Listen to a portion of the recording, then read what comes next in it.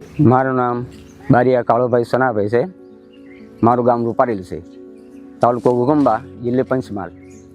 પહેલાં હું ખેતી કરતો હતો, મશીનથી પાણી મૂકતો હતો, તો ખેતી ઓછી કરતો હતો પણ કે મરચી ટામેટી ઓછી કરતો હતો. એમાં થોડી મકાઈ કરતો હતો અને ડીઝલ લાવવું પડતું. ડીઝલ અત્યારે લાવવું નથી પડતું.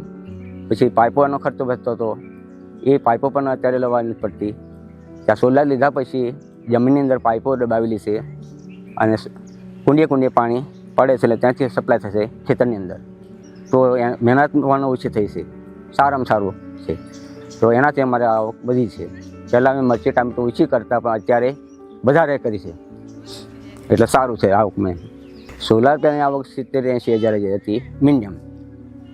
અત્યારે ડબલ ગણી છે, 1.5-2 લાખ રૂપિયા થઈ ગઈ. સોલારના તો ત્યારે અમે થોડી મરચી કરતા ઘર પૂરતી, થોડી રીંગણી કરતા.